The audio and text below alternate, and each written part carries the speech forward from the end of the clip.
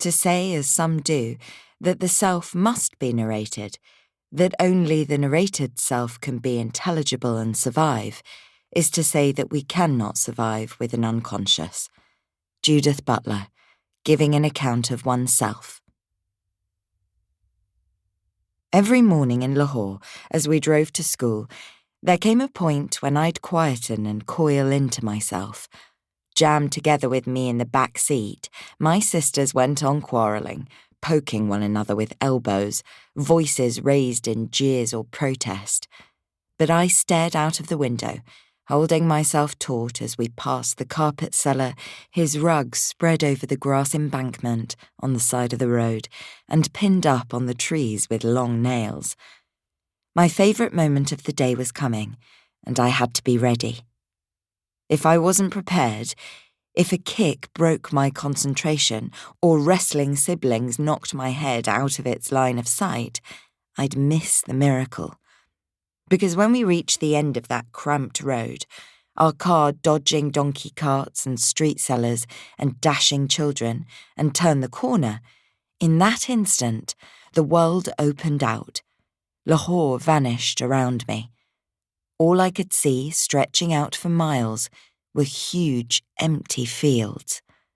We'd crossed from city into fairy tale, and every morning no one noticed but me. I've forgotten so much of my early life, but those fields have stayed with me. How could there be so much empty land in the middle of crowded, parched, shouting Lahore? How could anything be so deeply, achingly green? I felt that green on my skin and in my dry throat. The school playground never kept its grass more than a few days. Every year it was resown, optimistically, the seeds sending up dark, dusty tufts, as though Lahore might decide to change its climate. But within days the ground had baked solid and brown, under the blasting sun, and the thousands of small feet in shiny black shoes. Not those fields.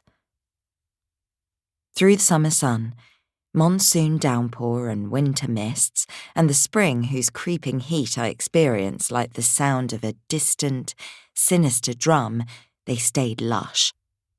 I kept my stare fixed on that beautiful alien colour as the trees flicked past the window, a long row of trunks lining the road, which measured out my journey to school as rhythmically as a heartbeat.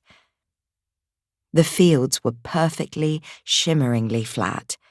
No people crossed them. No hills, no valleys, no machinery. There was nothing for the eye to light on. Good, I thought. My gaze didn't want to be distracted. It wanted to fly and fly, like a bird skimming the grass without stopping. I imagined picking up every inch of ground and storing that expanse inside me for when I needed it.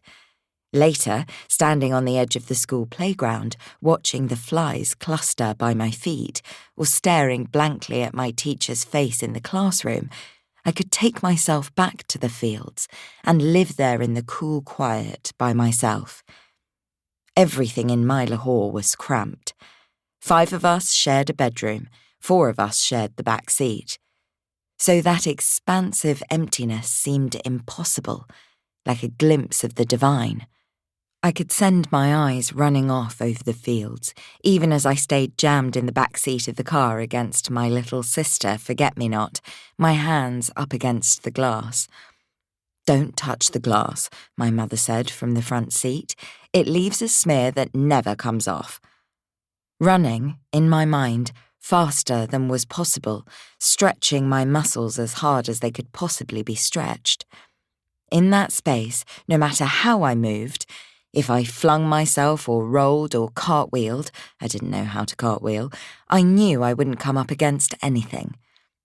If I walked far enough, I thought, over those fields, out past the edges of my vision, soon the road and the car and my fighting sisters would vanish, and there would just be me, standing in the middle of that flatness, turning slowly, with nothing to see on any side. Then, maybe, I could rest.